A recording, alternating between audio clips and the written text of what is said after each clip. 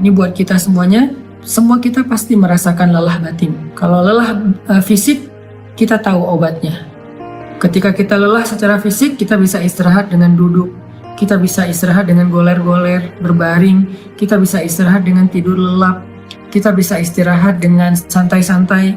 Kita bisa istirahat dengan makan dan minum, ngopi, ngeteh, minum jus, makan buah. Kita bisa istirahat dengan nonton. Kita bisa istirahat dengan bercanda dengan anak-anak, dengan keluarga. Itu adalah cara kita melepaskan lelah fisik. Merecovery lelah fisik. Sakit fisik juga demikian. Recovery-nya kita bisa dengan bed rest, kita bisa dengan minum obat, kita bisa dengan terapi. Itu adalah cara kita recovery sakit fisik, lelah fisik. Tapi bagaimana kalau kita sedang lelah batin, sakit batinnya, perasaannya yang sakit, hatinya yang sakit, pikirannya yang sakit, jiwanya yang sakit, dalam tanda petik. Gimana cara kita merecovery semua itu? Gimana cara kita ngobatin batin kita yang sedang terganggu? Gimana cara kita ngobatin hati kita yang terluka?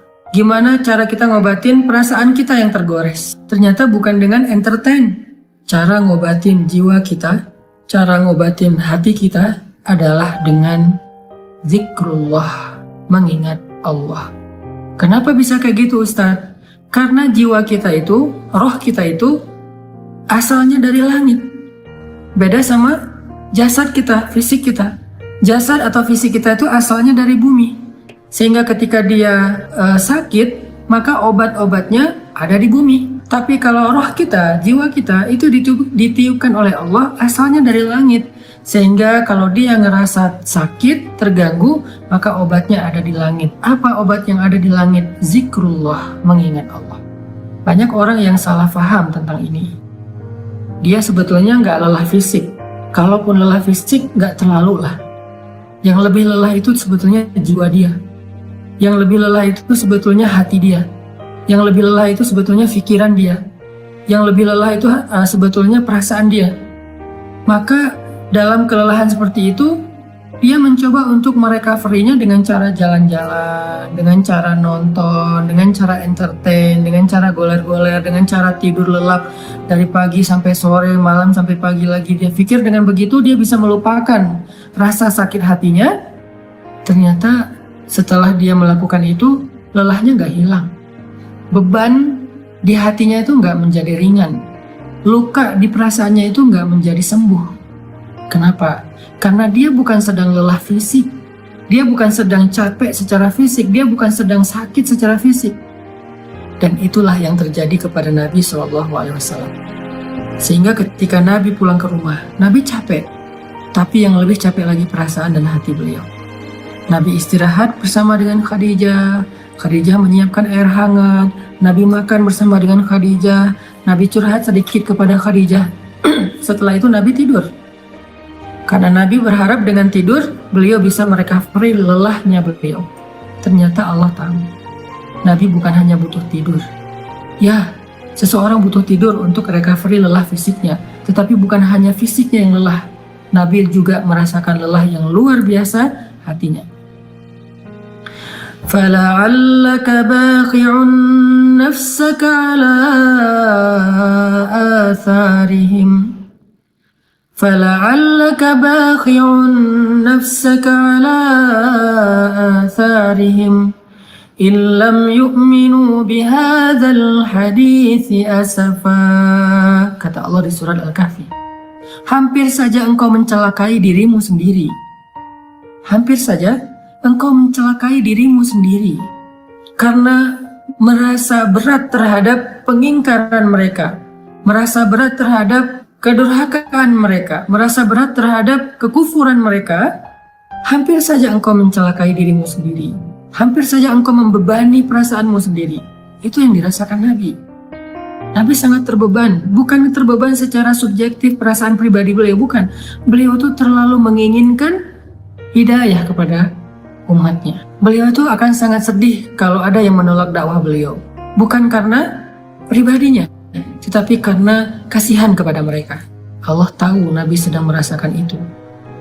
Sehingga Ketika Nabi tertidur, terlelap, Muzammil itu sebuah kiasan bahwa Nabi itu tidur lelap. Dalam bahasa Arab, orang kalau tidur lelap itu diistilahkan dengan berselimut. Walaupun bisa juga bermakna memang Nabi memakai selimut, tetapi Al-Quran lebih dalam dari itu. Al-Quran sedang tidak bicara hanya soal selimut yang dipakai Nabi, tetapi Al-Quran itu adalah bahasa sastra, bahasa yang tinggi. Maknanya itu tidak sedangkal pemaknaan kita, pasti pemaknaannya lebih dalam lagi. Sehingga kalimat ya ayyuhal muzammil, wahai orang yang berselimut di sini artinya wahai orang yang sedang lelap dalam tidurnya. Wahai orang yang sedang nyaman dengan tidurnya. Kan berselimut itu nyaman, lelap ya. Wahai orang yang sedang beristirahat dari lelah fisiknya dengan cara tidur. Allah tahu Nabi butuh istirahat, tidur agar bisa merecovery capek secara fisik. Tetapi Nabi juga butuh sesuatu yang bisa merecovery capek batin, perasaan, jiwa dan pikiran beliau. Sehingga Allah berfirman, "Qumil lail." Bangunlah di malam hari. Ternyata fadilah, keutamaan pertama dari tahajud itu adalah tahajud obat dari lelahnya jiwa. Tahajud adalah recovery batin. Tahajud adalah obat hati. Tahajud adalah penenang pikiran apabila dilakukan dengan sungguh-sungguh. Tabattul atau tabatilah. Itulah keutamaan tahajud. Setelah Nabi beristirahat dengan cara tidur untuk merecovery lelah fisiknya, Allah suruh Nabi juga untuk melakukan sesuatu yang bisa merecovery lelah batinnya. Apa itu? Qumil lail, berdirilah di malam hari, bangun malam, tahajud. Sehingga buat kita semua yang pernah merasakan lelah batin, atau mungkin sekarang sedang merasakan itu, sedang ngerasa lelah batinnya, sedang ngerasa capek jiwanya, sedang ngerasa sakit hatinya, sedang ngerasa terluka perasaannya, sedang ngerasa galau pikirannya, qumil lail, bangunlah di malam hari, maka Allah Subhanahu wa Ta'ala akan mengobati luka di hati kita, seperti obat yang bisa menyembuhkan luka di fisik kita. Bangunlah di malam hari, maka Allah akan menyembuhkan sakit hati kita, seperti obat yang bisa menyembuhkan sakit fisik kita. Bangunlah di malam hari, maka Allah akan menyembuhkan goresan di perasaan kita, sebagaimana obat bisa menyembuhkan goresan luka di kulit kita. Bangunlah di malam hari, maka Allah Subhanahu wa Ta'ala akan menenangkan pikiran kita, sebagaimana ada jenis obat yang bisa menenangkan kita dari rasa sakit. Bangunlah di malam hari, maka Allah akan melapangkan dada kita, sebagaimana obat bisa menjadikan kenyamanan bagi kita yang sedang merasakan kesakitan.